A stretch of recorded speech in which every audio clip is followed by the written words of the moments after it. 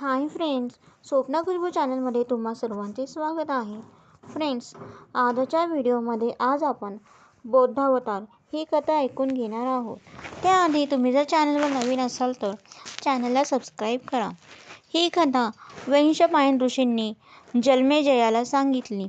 एकदा सर्व राक्षस गुरु शुक्राचार्यांकडे गेले.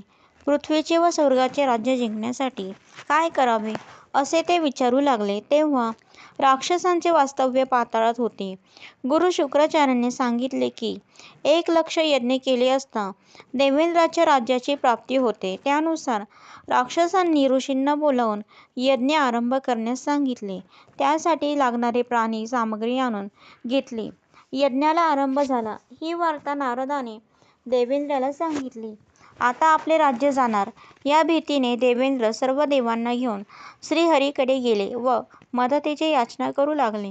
तेव्हा भगवंत म्हणाले, देवहो, यज्ञांमुळे राक्षसांचा पुण्यसंग्रह वाढला आहे. तेव्हा युद्धात त्यांना हरवणे अवघड आहे. काहीतरी युक्तीने मार्ग काढला पाहिजे. त्यानंतर भगवंताने नेहमीच्या वस्त्रांचा त्याग करून मोरपिसे अंगाभोवती लपेटले. पायात पुष्पपादुका घातल्या. हातात मोरपिसांचा कुंचा घेऊन भूमी अलगद झाडीत जपून पावले टाकीत ते चालू लागले. सर्व देवांनाही त्यांनी तसेच करावयास सांगितले. हे सर्वजण पाताळात तरंगजेच्या काठी जेथे यज्ञमंडप घातला होता तेथे जाऊन पोहोचले. राक्षसांनी त्यांचे स्वागत करून बसायला दर्भासन दिले. पण दर्भासनावर न बसता श्रीहरीने भूमी हलकेच मोरपिसांच्या कुंचाने साफ केली व ते अलगद बसले. राक्षसांनी याचे कारण विचारताच भगवंत म्हणाले, अहिंसा सर्वश्रेष्ठ आहे. भूमीवर अनेक सूक्ष्म जीव असतात. त्यांना इजा होऊ नये म्हणून आम्ही पुष्पपादुका घातल्या. अवकाशात अदृश्य असे जीव असतात. आपल्या शरीरस्पर्शाने त्यांना काही होऊ नये म्हणून आम्ही मोरपिसांचे वस्त्र परिधान केले. हिंसेच्या नुसत्या उच्चारानेही नरकप्राप्ती होते. तुम्ही तर यज्ञासाठी प्रत्यक्ष हिंसा करीत आहात, तेव्हा ते थांबले पाहिजे.